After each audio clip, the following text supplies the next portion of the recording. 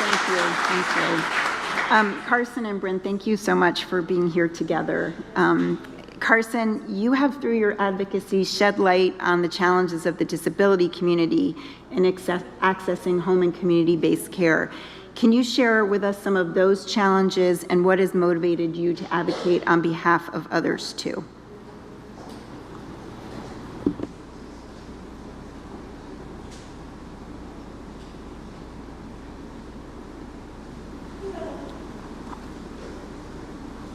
Maybe he can. I am a board member for the ARC of Colorado and the ARC of Douglas, Arapahoe, and Elbert counties. Today I will talk with you about home and community-based services in Medicaid waivers. I will start with one simple question. Do you have a family member, friend, colleague, or associate who has a disability? I would like you to keep them in mind throughout this discussion. I would like to talk about home and community-based services, HCBS, within Medicaid waiver programs. These services are crucial to people living with disabilities, and are life-changing for this community of people. I know firsthand how important this is because I live this every day. HCBS services offer medical coverage that may not otherwise be available.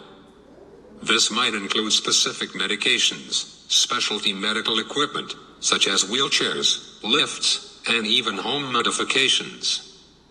The extent of this medical coverage is critical for my community to live healthy lives. Without HCBS waivers, these things may not be available.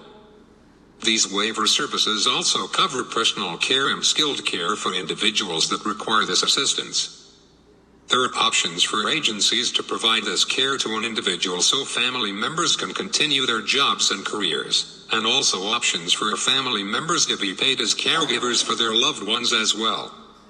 If these services are not available for someone living with a disability, family members may be forced to quit their jobs to care for their loved ones. This causes unnecessary financial and mental hardship for families within the HCBS waivers. There are options for rehabilitation, pre-vocational services, supported employment, therapies, and non-medical transportation, just to name a few. All of these things are extremely critical for the disabled community. People with disabilities have a lot to offer in the community, and oftentimes just need the support to be involved and pursue their own interests. I interact every day with people on Medicaid waivers with HCBS. The majority of my mom's business clients are receiving therapy through their HCBS waivers.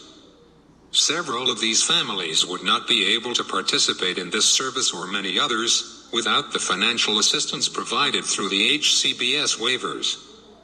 We see the struggles that so many of these families go through with numerous surgeries, extreme stress, complicated schedules, and transportation issues. I can't imagine how much worse this would all be without the support that they receive through the HCBS waivers. Speak firsthand in saying these life ports received through HCBS Medicaid waivers are how I am able to be independent and live my fullest life. I am passionate about advocating for these waivers. I feel this is a human right for all people. Thank you for your time for allowing me to speak on this very important topic. I am a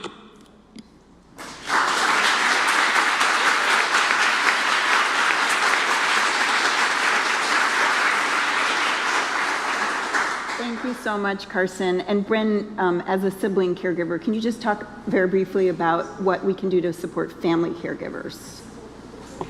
I will try and make this as short as possible.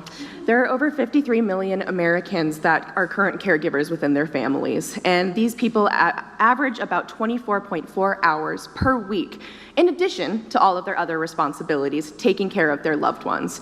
And that's in addition to their careers, personal commitments, sibling cares and schedules, etc. To alleviate the burden and enhance the quality of care provided, we must take action. We can do this by increasing funding for essential resources, such as respite care, counseling services, and specialized equipment. Additionally, accommodating caregiver schedules through flexible work accommodations can empower them to fulfill their caregiving obligations without sacrificing their own careers. Moreover, it's imperative to ensure that the compensation for in-family care providers is appropriate. Many sacrifice their own financial stability in order to care for their loved ones, yet they often receive inadequate pay or none at all for their hard work. By accurately paying these people, we can recognize their economic value and their contributions and allow us to provide them with their much-needed financial support. These families dedicate their time, energy, and often their entire lives to ensure the well-being of their disabled counterparts. We owe it to them to ensure they feel supported by our government as well. By adjusting our current ramifications, we can alleviate this burden and enhance the quality of life for their loved ones and their care providers. In closing, let us honor family caregivers' selfless dedication and continue pushing for legislation that makes them feel seen, heard, and valued, just as they have done for the special ones with disabilities in their lives. Thank you.